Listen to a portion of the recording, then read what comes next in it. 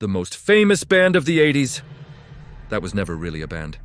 You see them on stage, you hear the roaring crowds, the iconic sound that defined a generation. The Police. Three guys who seemed inseparable, a perfect trio of rock and roll energy.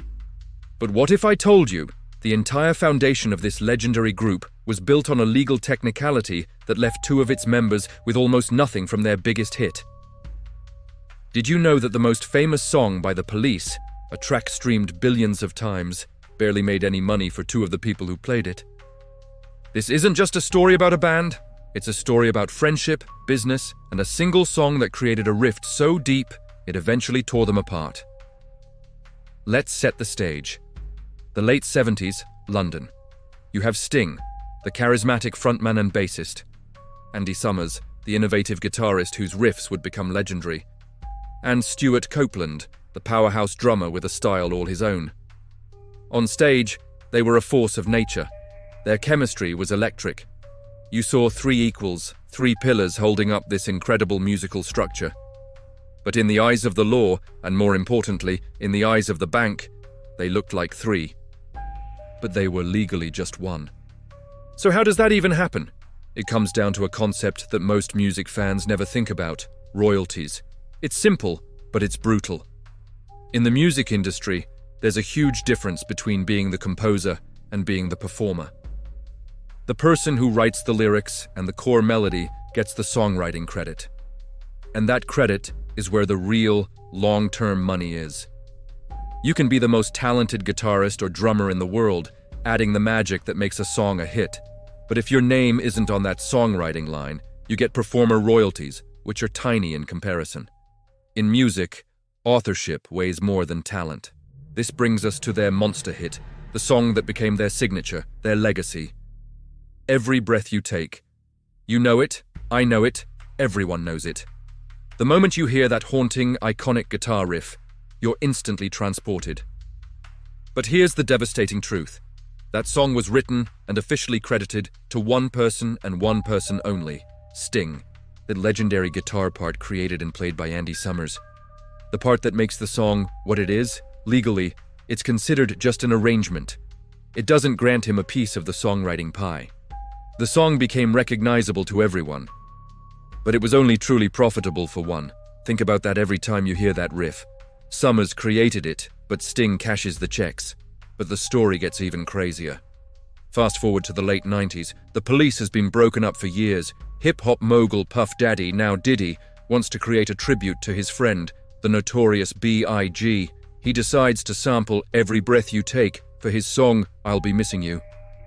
The track is a global phenomenon, one of the best-selling singles of all time.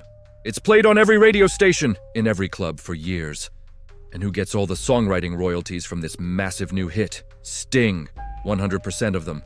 Andy Summers and Stuart Copeland, they got nothing, not a single cent. Sting has joked that his kids will be able to go to college thanks to Puff Daddy. He literally made more money from that song when the band no longer existed, all while his former bandmates watched from the sidelines. So, why did the Police really break up? It wasn't just creative differences or the exhaustion of touring. It was this fundamental imbalance.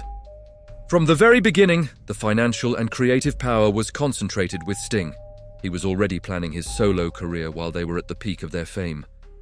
Stuart Copeland has said that while they were on stage, it felt like a democracy, a true band. But the moment they stepped off, the illusion shattered. It was Sting's show, and they were just along for the ride. The tension over money and credit was the disease that slowly killed the band from the inside out. Of course, we've all seen the reunion tours. Massive stadiums, sold-out crowds. The three of them back on stage together, smiling, playing the hits. It looked like a happy ending, a reconciliation.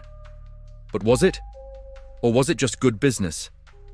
They could function perfectly as a band, a well-oiled machine playing the songs the world loved. They just couldn't function as friends. The reunion was a testament to their musical chemistry, but it also highlighted the personal fractures that never truly healed. They could share a stage, but they couldn't share a future. This raises a really difficult question. Is this fair? What happened was completely legal by the book. But is it ethical? Can a band, a true creative partnership, ever survive when one person holds all the power and reaps almost all the rewards? This isn't just about the police. It's a dilemma that faces creative teams everywhere, in music, in art, in business. It's the classic struggle between individual genius and collaborative magic. Where do you draw the line? In the end, the police made history with their music. But the laws of the music business ensured that history could never repeat itself. The very structure that made one member a multimillionaire from a single song is the same structure that guaranteed the band could never last. It's a powerful and cautionary tale. So I have to ask you, what side are you on? Let me know in the comments. Thanks for watching.